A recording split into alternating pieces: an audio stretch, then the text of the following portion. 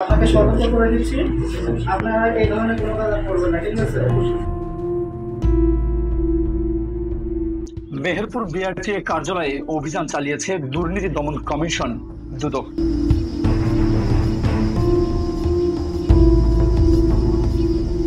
সেবা গ্রহীতাদের হয়রানি, দালালের দৌরাত্ম্য এবং ঘুষ ছাড়া সেবা না পাওয়ার অভিযোগের ভিত্তিতে এই অভিযান পরিচালিত হয়। আজ বুধবার 7 মে দুপুরে দুদক কুষ্টিয়া কার্যালয়ের সহকারী পরিচালক বুলবুল হাসান রিয়াদের নেতৃত্বে উপসহকারী পরিচালক সাইদুর রহমান ও সৈয়দ মাইদুল ইসলাম সহ একটি দল মেহেরপুরের বিআরটিএ কার্যালয়ে উপস্থিত হন এবং তাৎক্ষণিক সেখানে অভিযান পরিচালনা করেন।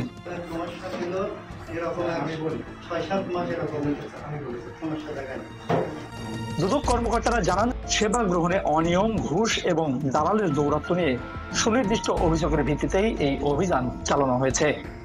সহকারী পরিচালক বুলবুল হাসান রিয়াদ বলেন, বিআরটি অফিসে দালাল ও ঘুষের মাধ্যমে কাজ সম্পন্ন করার অভিযোগ দীর্ঘদিন ধরেই পাওয়া যাচ্ছিল। আমরা এসব অভিযোগ খতিয়ে দেখতেই এই অভিযান পরিচালনা করি। অভিযোগটা ছিল এখানে একটা দালাল চক্রের মাধ্যমে লাইসেন্সটা করা হয় আর কি। দালালের একটা নির্দিষ্ট ফির মাধ্যমে অতিরিক্ত টাকার বিনিময়ে এখানে লাইসেন্সটা করা হয়। তো আমরা এই প্রেক্ষিতে আপনার আধা ঘন্টা আগে, অভিযান শুরুর আধা ঘন্টা আগে আমরা ছদ্মবেশে এখানে পর্যালোচনা করেছি, কিন্তু আজকে আমরা কোনো দালালকে পাই নাই। তারপরে আমরা আরও যে অভিযোগগুলো ছিল, ফিঙ্গার নেওয়ার সময় কিছু টাকা নেওয়া, অতিরিক্ত টাকা নেওয়া, ওটা দেখেছি। তো ওখানে কয়েকজন যারা সেবা গ্রহীতা আছেন তাদেরকে জিজ্ঞাসা করেছি, ওনারা এরকম কোনো তথ্য দেয়নি বা ওরকম কোনো হয়রানি হচ্ছে না এখানে। তারপরে আরও একটা অভিযোগ ছিল, সেবা গ্রহণে আপনার হয়রানি করা হচ্ছে বা অতিরিক্ত টাকা নেওয়া হচ্ছে। তো এগুলো আমরা একটু পর্যালোচনা করেছি। প্লাস আমরা আরেকটা যে অভিযোগ ছিল আপনার পরীক্ষায় পাস ফেল করানোর বিষয়। পরীক্ষায় আপনার টাকা দিলে পাস করা যায়, টাকা না দিলে ফেল করা যায়, এরকম একটা অভিযোগ ছিল।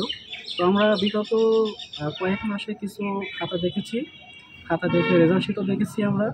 ওখানে একটা অনিয়ম আমরা পেয়েছি এরকম, টোটাল 20 মার্ক থাকে একটা পরীক্ষায় পাশের ক্ষেত্রে।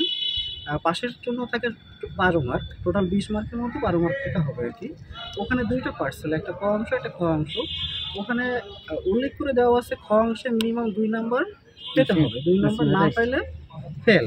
তো আমরা কিছু খাতায় দেখেছি কেউ লিখে নাই কোনো কিছু, ওই যে খ পার্টে কিছু লেখে নাই, অথবা একটা লিখেছে তারাও পাস করেছে। তো এই বিষয়ে আমরা কথা বলেছি। তো ওনারা বললো যে কিছু সুপারিশের প্রেক্ষিতে অনেক সময় হয় এটা।